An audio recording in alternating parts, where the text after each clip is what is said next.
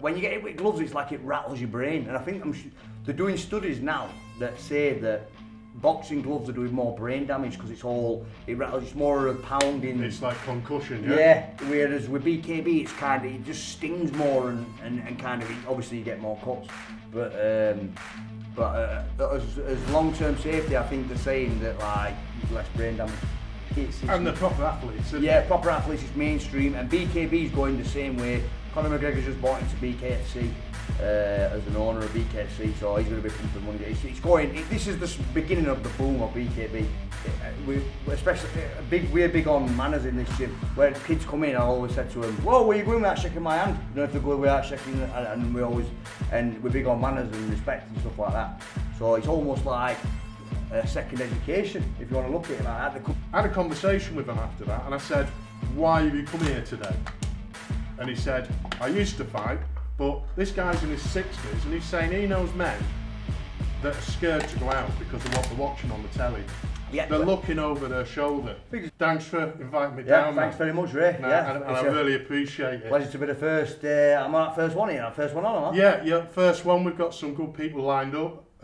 Thankfully to yourself, a lot of people that you know what I mean? Yeah, no, I'm not. Like, involved in the bare knuckle boxing fraternity. Yeah, I think, do you know what it is? We with a lot of the novice level BKB lads and not professional level BKB lads. I don't think, as far as I'm aware, I might be wrong here, but I don't think that there's many YouTube platforms that are giving them a chance to tell their story, or podcasts. I know everybody on YouTube is doing podcasts recently, but I don't think there's one. I know you're not just looking for BKB fighters, though, you're looking for... Just for the people that aren't in this, what is BKB? There's a lot of interesting stories, what people have come from and what... Yeah, but what is BKB?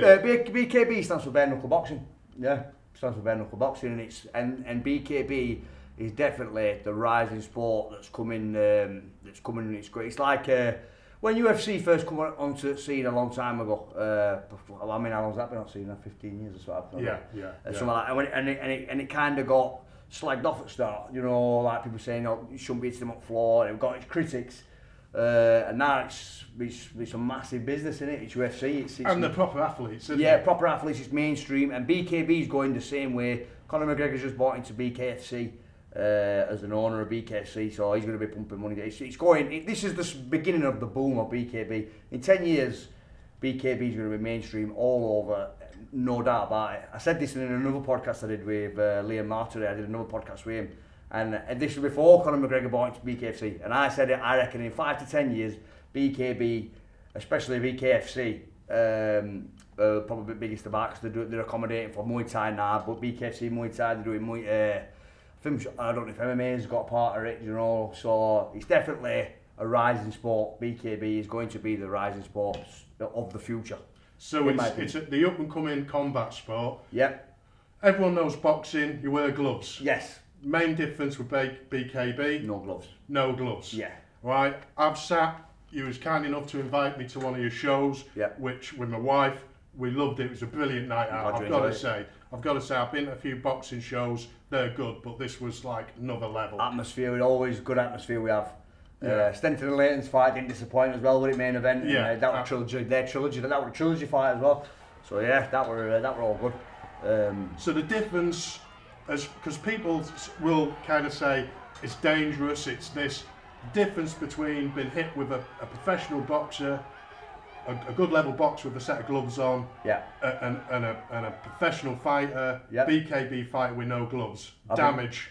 I've heard contradictory things about what damage happens. Well, I've been hit by both, so I can tell you my experience.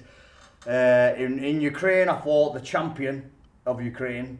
I'm not going to whinge about it, but he was heavier than me. And I jumped in just because 4 people refused to fight him. That's basically why I ended up getting asked to fight, and I just said, "Yeah, go on, I'll have a fight." I got absolutely, it weren't much of a fight anyway. I got battered like you're a champion of Ukraine for a reason, innit? But and it's hard, do you know what I mean? And that was BKB. But I'm not an experienced BKB fighter, but I fought another good, who's a mate of mine now, Luke Steele. Respect to Luke Steele, shout out Luke Steele. And it's more superficial with BKB, whereas I spar endless rounds in it. I mean, This is what I'm hearing, yeah. Yes, I mean, we had Jordan Marshall up last week doing a bit of a camp in here. Luke Steele were doing a camp, and a good friend of mine, Jamie Fletcher, he fetched an Olympic medalist in to do some sparring with him and some professional boxing talent in. Because Jordan was mincing at some of the lads up in gym, so we needed to get someone a bit more on his level to get him ready. Push him, yeah. Yeah, and I couldn't resist. I thought I'm gonna have to jump in with this Olympic medalist and all that. You know what I mean? I couldn't resist. And I think when you get hit with boxing gloves, because we spar, we're not using head guards. Us. We've got some, but we never wear them. And like I said, when you get hit with gloves, it's like it rattles your brain. And I think they're doing studies now that say that boxing gloves are doing more brain damage because it rattles. It's more of a pounding. It's like concussion, yeah. Yeah. Whereas with BKB, it just stings more and kind of obviously you get more cuts. But as long-term safety, I think they're saying that like less brain damage. So I'm hearing in things that I'm reading. Yeah. So I've got my own thoughts on why men should be fighting. Yeah. Yeah.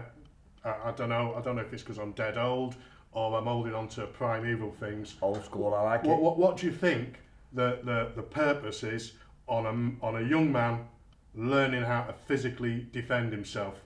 I think it's very important. Personally, I've got two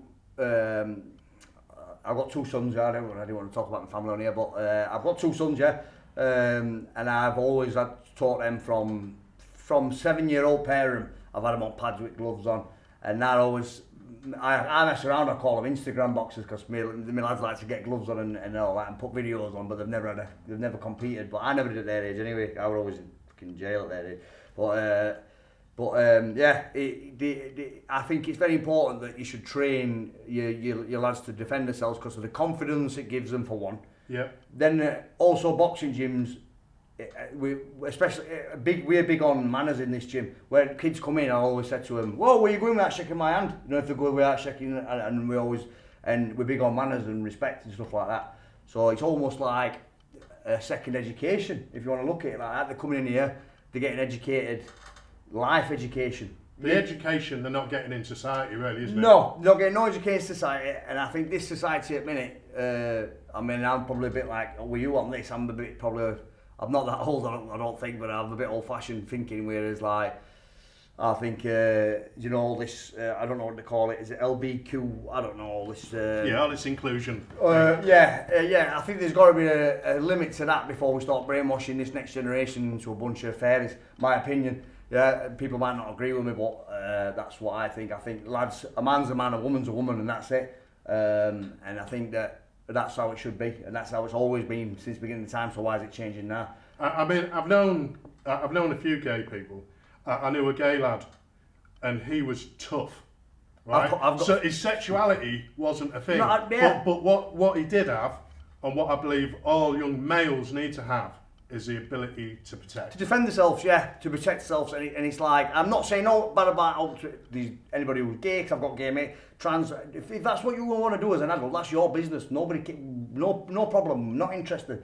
But don't try and push it into the kids. Yeah. Don't try and push it into the kids at school, because my sons have been telling me at school that they're learning it in school, that doing this and doing it, and I don't agree with it. I don't want my kids learning that at school. No, you don't need to learn that as a child. As a child, you don't need to learn about sexuality. They can find out when they get older, can't they? Yeah, sexuality is for adults. Yeah. In my opinion. Yeah, in my opinion as well, yeah. You know what I mean? So, but we're all terrified of offending people, but I'm not. I don't give a fuck. I do not give a fuck. I'm telling you, a man's a fucking man and a woman's a fucking woman. We're like everyone's entitled to a lifestyle and an opinion, and that includes people like Sam, people like myself. We've got to have opinions. Yeah. We're entitled to all them. My opinion is a man's a man, a woman's a woman. But if you all get to a man and you want to do that, if you've got a problem with my opinion, rings here. Fucking come down, Olympus gym. Right, let's move swiftly on. No. You said you don't want to talk about your family, yeah? So you don't have to bring it all in. I don't like. Go on. I want to. Just tell me about your childhood. Tell me about growing up. Growing up. So growing up, I grew up Rotherham area, and just council estate lad really. Living with my nan, living with my mum, moving around and that. And then when I got to a teenager, started fucking messing about a little bit, you know, going to jail and that. 11 times I went to jail. 11 times? 11 times, yeah. So when you say you started messing about, what did that look like? Not very nice. You know, it's petty at start with as a kid, and then as I got a bit older it got a bit worse, you know what I mean? Like, a bit more serious than that. Without incriminating yourself. I was going to say, yeah, that'd be the fucking point, wouldn't it? Yeah. So when you say messing about, what was this? Firstly, just like kids stuff, do you know what I mean? And then as I got a bit older, serious stuff, do you know what I mean? That's probably, yeah. I was kind of there. The aims were A, to make friends, if it was like myself, and be part of something, and B, to make a bit of money. Mainly money, X. I was skint, and then because of all the jail I'd done as a teenager, I did my 18th birthday, 19th birthday, 20th birthday, all this, 11 sentences. So then all of a sudden I got a son. So when I come out of jail, he was born 2 months before. I've been back once since. I've never been to jail since 2010, by the way, before anyone starts. I've been out of jail since 2010. So this is all back before. Which ain't no easy feat, because when you're in that cycle, I think the system works against you to keep you in that cycle. Yeah, there's a lot of money to be made by keeping people being locked up. The government are making a lot of cash. Yeah, and to get out of that is admirable. And I think with stuff I'll get up to as well, I was very much on the police's radar anyway. But then over years I've been, because I thought, right, I've got a son now, you know what I mean? So then I'm trying to get work. I had no experience. I'll get knocked back. So trying to get jobs at warehouses, and they were saying no because you've got no experience. I'm thinking, look, what am I supposed to do? I've been in jail for the last 4.5 years. You know what I mean? But then eventually, a friend of mine's dad actually took me and started me fireproofing on a building site. Okay. And then I was out of work, then in work. That's how you know how a building site goes. You're a subcontractor, aren't you? Self-employed. So anybody who's a subcontractor will know. They promise you world, and then most people, then you're out of work again a month later, looking for work. Went on like that, and then I met a man called George in 2017 from a fireproofing company. Shout out George and Mike, Chesterfield boys. Big man George. Yeah, and you know what, mate? George probably doesn't even know this himself, but when he watches this video, he stopped me from doing what I was doing and kept me in full-time work, and I've been in full-time. Still work for George now. Still work for George now, fire protection, and I've got my security company obviously and bits and bobs. The gym, this gym don't make no money. It's more for kids and for fighters for a base, and Olympics and all that. But yeah, George, he was the first person to keep me in constant work, and just kept me and then that rate just kept me in work, and I weren't the easiest of employees to have. Let me fucking tell you, you know what I mean? I could have my moments on site where. You know, a bit of fucking fighting here and there and that, you know what I mean? But George is down to earth bloke, and he's come from not much himself, and now he's done well for himself. So shout out George and Mike, big shout out to you two. You two helped me get my life on where it should have been. So there's still good people out there. There is, mate, there is. So I don't want to keep it the same as every other podcast, but there's certain things that podcasts deliver what I believe are very powerful. Yeah. Right. So we was all young. Yep. We was all trying to prove ourselves. Oh, fucking hell, yeah. And if someone my age, or even Sam's age, he's a young man, but if someone our age had gone up to 21 that age is, by the way. Yeah. Yeah, he's only 21. It's all that fireproofing. Yeah, fireproofing. Hard job, mate, hard paper around it. And getting punched in the face every week doesn't help with that. Yeah, so like if someone had come up to us and said, you don't want to be doing crime, you don't want to be doing this, that, and they'll just laugh at us and say, yeah, you don't know, you're an old man, you've no idea what's going on in the world. Yeah. Just try and say something as if you was talking to a young Sam. If I was talking to a young Sam, I'd say, get a grip, for one. If I was talking to myself later, that is. You might think your mates that you've all got wrapped around your now, or your boys or whatever. But a few years down the line, then boys will start to slowly, your circle will get smaller and smaller and smaller, and so you're left with the real last few, the real ones. All the rest of them, when you're a teenager, I guarantee you now, all your little pals that you got wrapped around you, they're not going to be wrapped around you when you're in your 30s. I tell you now, you may be an handful, a very fucking small handful as well, and that's it. Like I said, the times have changed now anyway. Technology's too. You can't get away with stuff like we used to get away with. Do you know what I mean? So. And people don't do the money, do they? People don't do the money. They want these youngers people now, don't make they the want money. the image from it. We just wanted a few quid. Do you know what I mean? Like, do you know what I mean? They want to be a gangster, bad boy. The ones who are going in hard and killing people, they're not making money. They're doing it for image. I've killed someone now, bad boy. How many of them people own a business, own a house, can provide for a family? They're not making money. And if you hear stuff, and when you find out stuff that they're fucking stabbing each other over, I mean, I covered a murder funeral the other week. Some young lads had killed a lad for his gold bracelet, and we did security at funeral. Fine. Yeah, if you're emotional. Was it. But I wasn't allowed to get myself that emotional that I end up a fucking school shooter. Yeah. Oh, okay. Well, if you got emotional back then, you just get pissed at you anyway, wouldn't you? Yeah. And to be honest, you young men, when you grow up, you're going to be men, and you're going to have to go to work, and you're going to have to stand by your wife. And stand by your children, and you can't get emotional, guys. No. You've got to stay stoic, and you've got to be a little bit stronger inside. Definitely. So when you're young, you've got to train yourself not to run on your emotions. Because if you make one bad mistake, stab someone in the wrong place, your life is over, and that person's life's over. You know what I mean? Whereas you can't get away from it anyway, so you're going to get to an age where you've got to go to work, you're going to have to start family, because it's coming, it will come. You might think it's not when you're running around with your boys, but it's going to come, you're going to have to go to work at some point, so fucking sooner rather than later. Don't do what I did and wait too long. But you've done well in the time that I'm trying, yeah. This. Yes. Olympus Fight Club, when's the first time you stepped in a ring, Sam? Shouldn't have said that. Should have proper job. I mean, a proper. They weren't playing, were they? No, they weren't playing. No, and luckily survived for the fella. But that's two 12-year-olds setting about a 21-year-old with blades. That's reality is round here.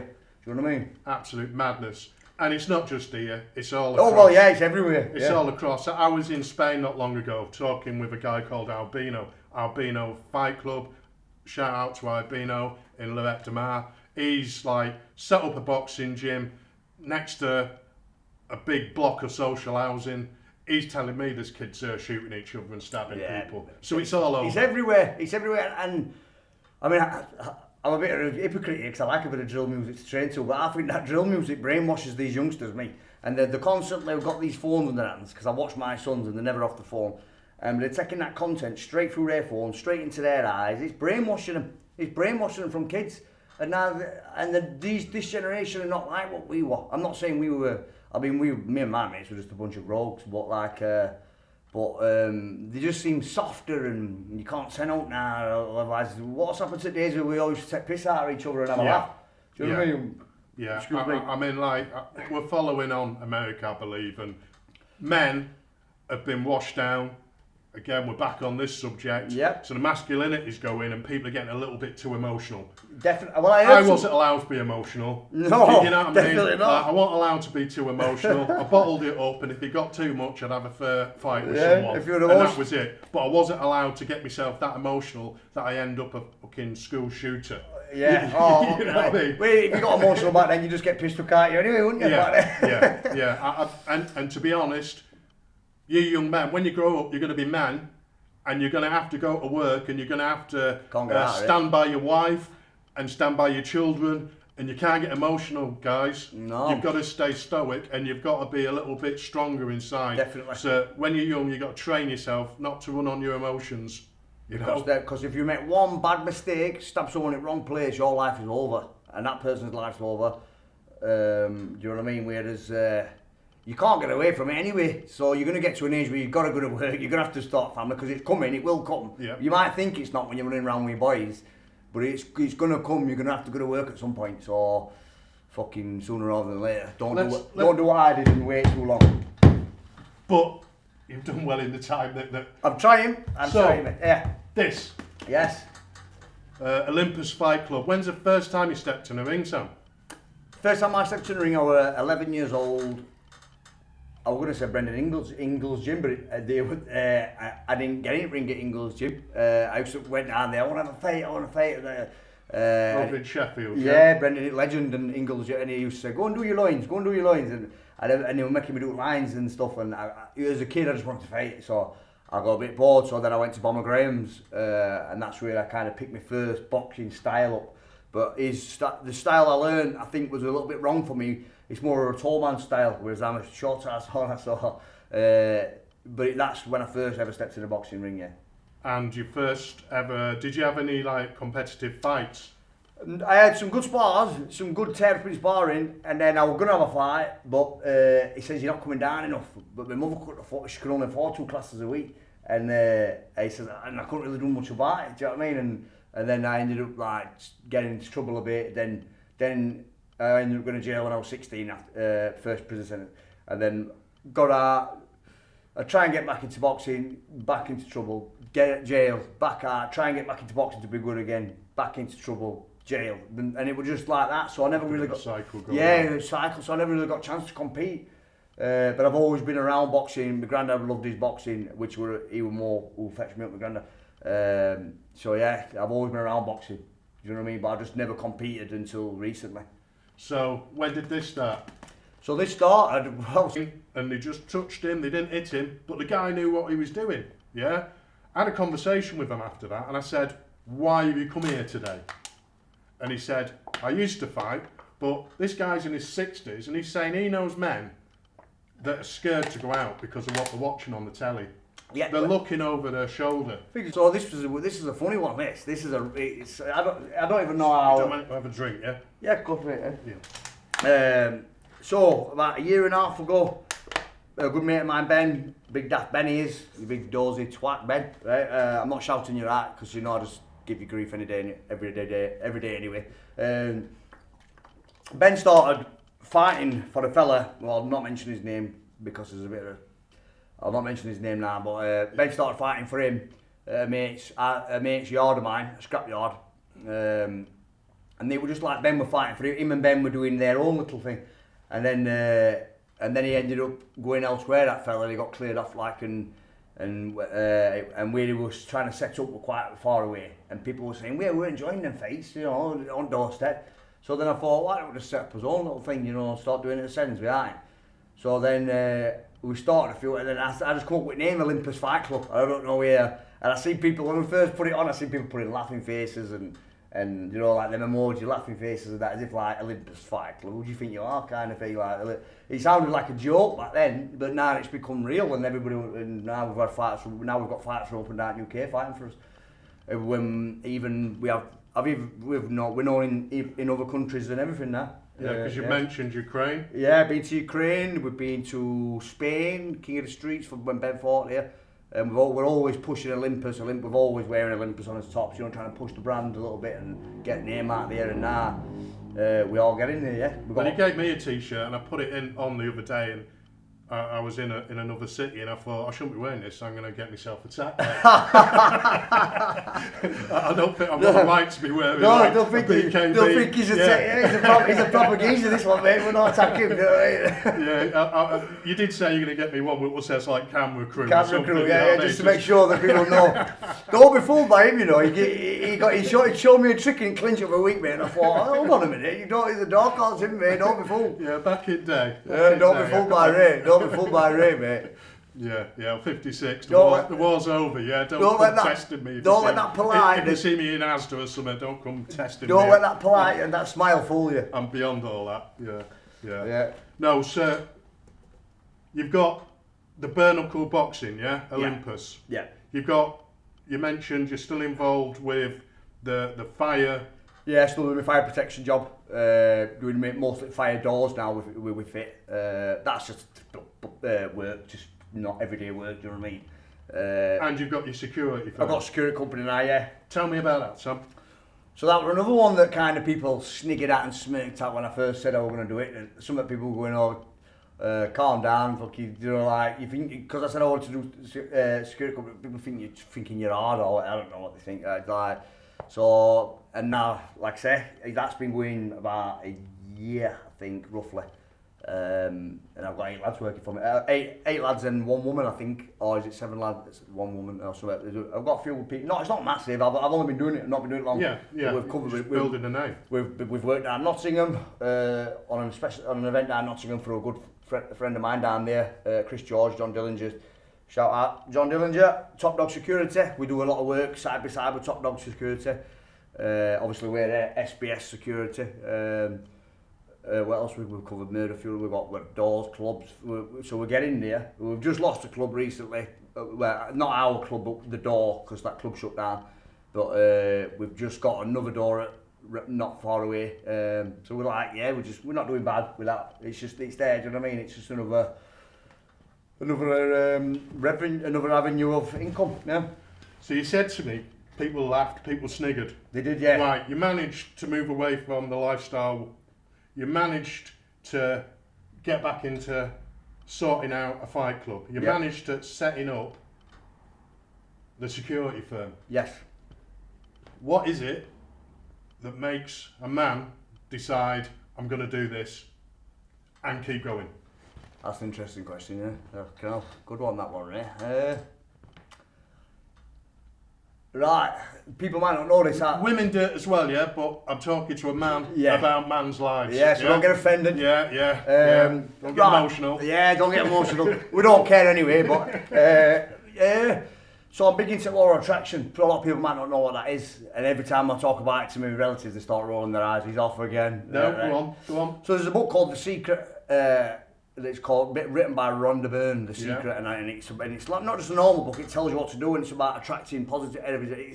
People are going to think I'm losing my mind. No, they're not. I've read it. My wife's read it. Have you read it? Yeah. Well, what do you think to it? There's a lot of common sense in there. And I live my life by it, and I fully believe that it's that, because on the night time I do what it tells you to do it on the night. You like your meditations and stuff, and I think about what I want, and you're like supposed to give. I can't really go into it on here properly because they're going to think I'm a lunatic. No, from what I know about it, it's what you envisage, what you see is what you see. And you can achieve it if you so, believe it. So if there's two men here and we go out to an event, say, I don't know, we go to watch a show. He's going to see one thing and I'm going to see another. If we was to reconverge after that and say, what did you see? He would have seen something totally different to me. If he's looking on the positive, if he's looking on how can I get some money out of this legally, how can I help this advance my business, and I'm thinking all negative stuff about people, I'm going to see something, he's going to see something, but he's going to see something useful. Yeah. Does that about sum it up? Yeah. It's funny, I've just picked up on something you said there about people assuming things and stuff like that. That's where I had a lot with security at the start, like, it must be dodgy because it's Sam's, or everything's dodgy because it's Sam's, everything, or same when we had this club and I only had all there, but people were saying this is Sam's club. Like, everybody around here seems to think that, I don't know what they think, but whatever they say or whatever, but it's, I think now people are starting to get the gist that I'm out and all that and trying to do good, you know what I mean, trying to do something good. We have kids classes in here, we have like 16 kids come in. Yeah, I've seen that, you've been, yeah. Parents like to stay and watch because they like to watch the kids box, do you know what I mean? So, and what I've witnessed there is, like you said, kids listening, kids having an attention span for more than 3 minutes. And I'm not hard on them, but I don't let them, it's not a crash in here, this is a boxing gym. So if they start messing about in front of the parents, I'll say, oh, do you know what I mean? And I don't, it's the discipline. It's like another school in a way, because it's a school of life and street, not streets, a school of life, A lot of parents, I believe, feel disempowered to tell their children no.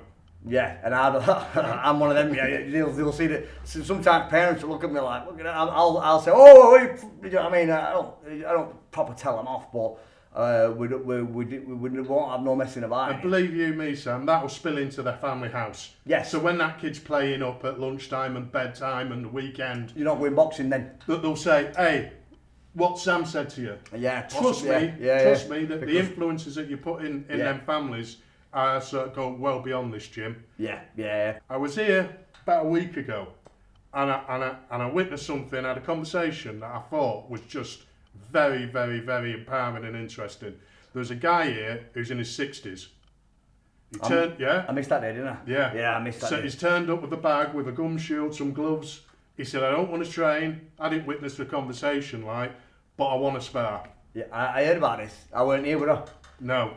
So they allowed him in the ring, and they just touched him. They didn't hit him, but the guy knew what he was doing. Yeah. I had a conversation with him after that, and I said, why have you come here today? And he said, I used to fight, but this guy's in his 60s and he's saying he knows men that are scared to go out because of what they're watching on the telly. Yeah, they're looking over their shoulder. I think he's got a scaremongering. And he said doing this will give him the confidence, not that he can fight a group of lads or an individual lad, but just physically going through the actions gives him confidence to carry on living his life and not being a victim. It's fair play to him in the 60s. He's still having to move around with lads. I think that's absolutely a beautiful thing, you know what I mean? It's brilliant, mate. A 60-odd-year-old coming in a gym and having to move around with lads, fair play. I weren't there that day, but I did hear about it. Yeah, did hear about that. Yeah. Fair play to him. And he did look like he knew how to do what he was doing. A bit like, you can tell when someone's done a bit, can't you? You can tell when someone's done a bit, Right, I'm going to wrap it up soon, Sam. Yeah, no problem. And we're gonna get together again and do another one of these. Yeah. I've got a lot of people lined up that I want to talk to. Some of them, people that I've been introduced to from yourself, very kindly. Yeah. I just want to ask one more question. Fire away. So I've been fucking bigging you up, man, and telling you everything that you're fucking achieving. Thanks What's one thing that you're not achieving in life? One thing where you feel like you're struggling? Interesting question, Ray. Okay.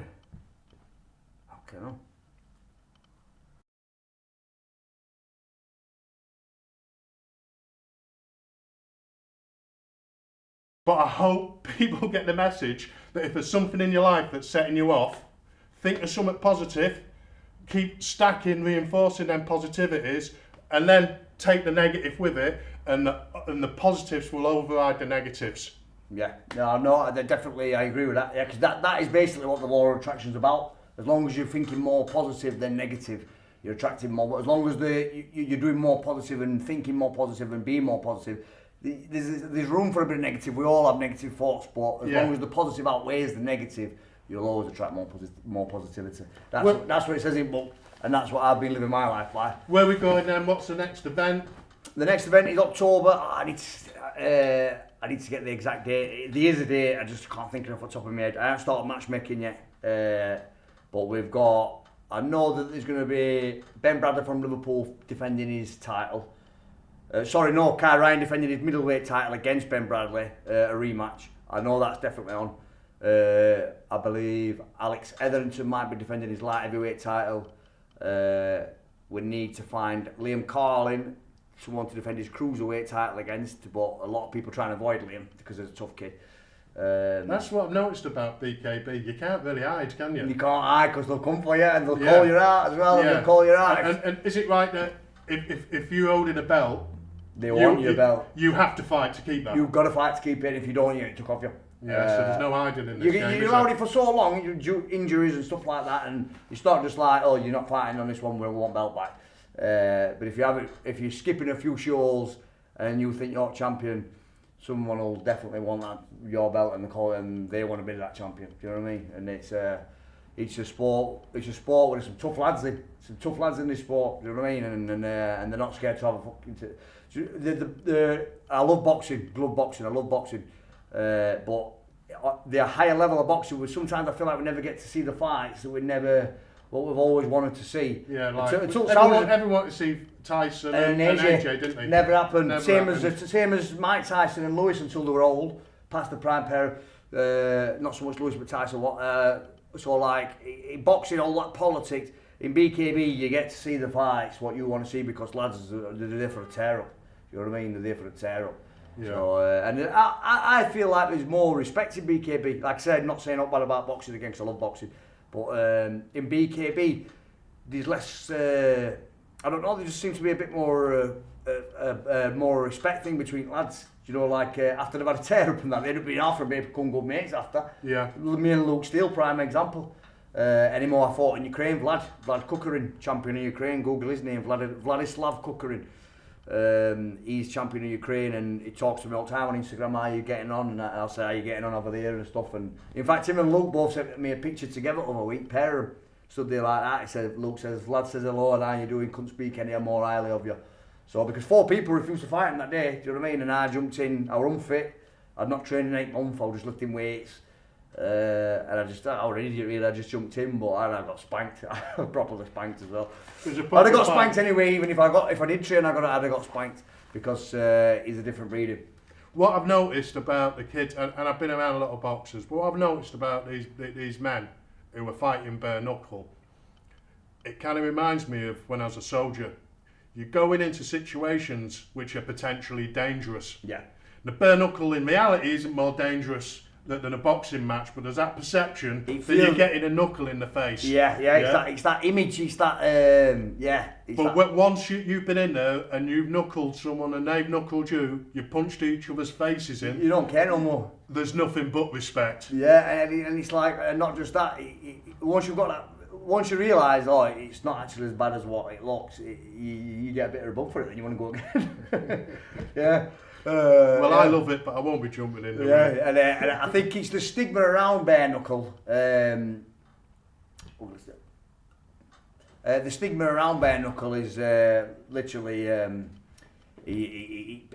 think because it used to be it's never been illegal like everyone thinks it was. Yeah. I think because it were always. That was a misconception I had. Yeah. Someone took, it's your missus's dad, who's a good friend of mine for a long time, who told me about this. Yeah. I was under the impression everybody that this is against the law. It's just always been, I think everyone's always put it with travelling community, bare knuckle, haven't they? Do you know what I mean? It's always been attached to a culture of travelling community. So people, I think they just assume it were illegal, and it's never been illegal as long as you go down the right paths and go down the proper procedures to make it not illegal, to make it legal. But it's never been illegal in UK. It used to be illegal in America.